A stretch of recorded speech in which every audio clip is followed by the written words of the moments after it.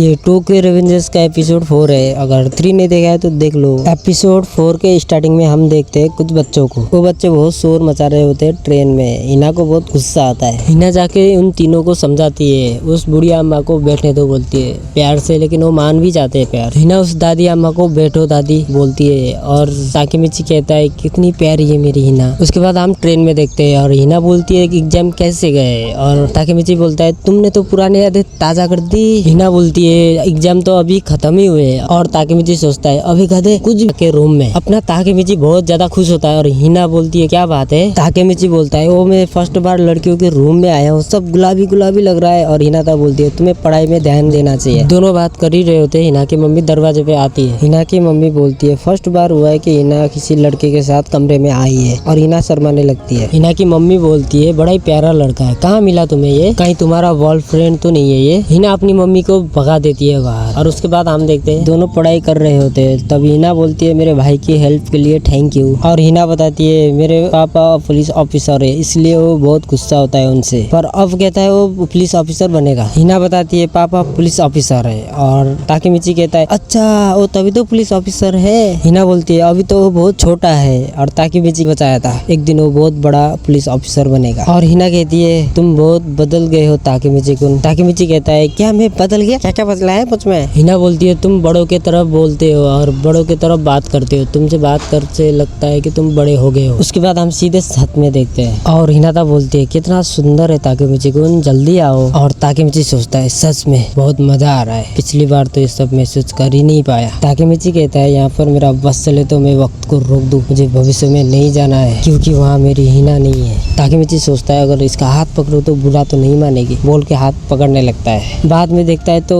हिना नहीं नाउ तो होता है। नाउ तो बोलता है तो तुम कैसे हो। जैसे वो दोनों हाथ मिलाते हैं वो सीधा पहुंच जाता है फ्यूचर में। वहाँ फ्यूचर में जाके ताकेमिची रोने लगता है और नाउतो को बोलता है मैं भविष्य में वापस आ गया। नाउतो कहता है इसका मतलब तुम पास्ट में जाके वापस आए हो। हमारा हाँ वही है, तू मौका देख के हाथ मिलाया कर।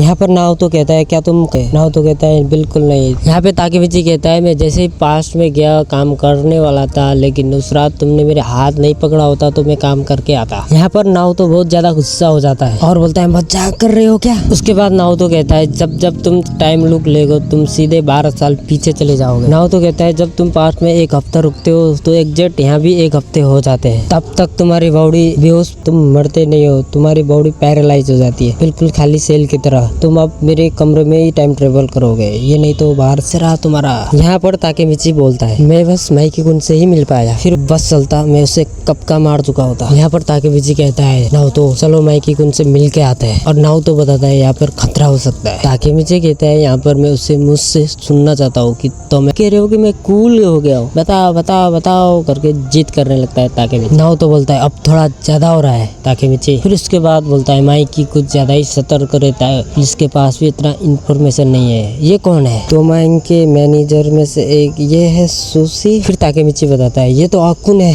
मेरा दोस्त। यहाँ पर नाउतो बताता है मैंने सुना था कि 16 साल की उम्र में इसने तो मैंग के लीडर को चाकू मारा था, फिर इसे जेल हुई थी, फिर भी इसने जुर्म का रास्ता नहीं छोड़ा। ताकेमिची बोलता है उसने कहा तो था चाकू से मारने वाला है, सब बदल गया क्योंकि अतीत बदल गया है। सॉरी दोस्तों वीडियो लेट आने के लिए माफी मांगता हूँ, मैं काम करता हूँ दूसरा तो वीडियो टाइम पे नहीं आएंगे इसलिए माफी चाहता हूँ। अगर तुम सपोर्ट करो और ज्यादा सपोर्ट करो तो वीडियो में बहुत जल्दी डालो। शुरू करते हैं अब। यहाँ पे ताकेमिची बोलता है कि अकुन इतना गंदा होता है ताकेमिची का रूम। नाउ तो एकदम शौक हो जाता है भाई साहब इतना ज्यादा गंदा बना रखा है भाई इसने। नाउ तो बोलता है इतने गंदे रूम में कैसे रह सकता है कोई, और ताकेमिची बोलता है मैंने तो तुम्हें पहले ही बताया था। उसके बाद ताकेमिची डायरी ढूंढता है और डायरी मिल भी जाता है, और जैसे ताकेमिची कॉल लगाता है तो हम देखते हैं उससे पास्ट में, और ताकेमिची पूछता है उससे अकुन हम लोग सालों बाद मिले तो बात क्या करेंगे, हमारी दोस्ती ऐसे ही रहेगी। यहाँ पर अकुन क्या बना रखा है, और ताकेमिची कहता है 1 नंबर के लल्लू हो तुम। नाउ तो सच्ची दोस्ती इतनी आसानी से नहीं चलती, अब चलो तुम मेरे साथ। भाई वो दोनों जैसे ही अंदर जाते हैं भाई साहब कितनी खूबसूरत लड़कियां होती है, और वो बंदा कहता है आपका स्वागत है, क्या चाहिए आपको। फिर ताकेमिची शर्माते हुए बोलता है हमारे बॉस मांग रहा होता है। जैसे ही पीछे देखता है वो अपना अकुन होता है। अकुन बोलता है जरा भी नहीं बदले ताकेमिची। फिर अकुन कहता है पहले सोचा था मैं कॉल करूं, पुराने याद की वजह से मैंने कॉल ही नहीं किया। फिर ताकेमिची सोचता है ये अकुन ही है मेरा दोस्त, जरा भी नहीं बदला। फिर अकुन कहता है तुम्हें माइकी सान से मिलना है, मैं कब से तुम्हारा आने का वेट कर रहा था ताकेमिची, चलो बाहर बात करते हैं ताकेमिची, सिर्फ हम दोनों। उसके बाद हम सीधे छत में देखते हैं, आपस में बात करते हैं और अकुन बोलता है स्कूल के बाद आज मिले हैं। और ताकेमिची बोलता है करीबन 10 साल तो हो ही गए होंगे ना, इतने बड़े बिजनेसमैन बन गए हो मेरे पास। मेरी जिंदगी से तुम्हारी जिंदगी बहुत बेहतर है मेरे दोस्त। अकुन कहता है पैसा सब खरीद नहीं सकता मेरे दोस्त, तुम्हारे साथ जो आया है वो पुलिस वाला ही है ना, वो हिनाता का भाई है ना, मुझे तो पता ही नहीं था हिनाता का भी कोई भाई है। फिर ताकेमिची कहता है तुम इतना कुछ कैसे जानते हो। फिर अकुन कहता है टोक्यो मंजी गैंग सब के बारे में जानते हैं, जब हम मिडिल स्कूल बदल तो सब कुछ गया है। उस दिन तुम्हें ट्रेन के आगे धकलने वाला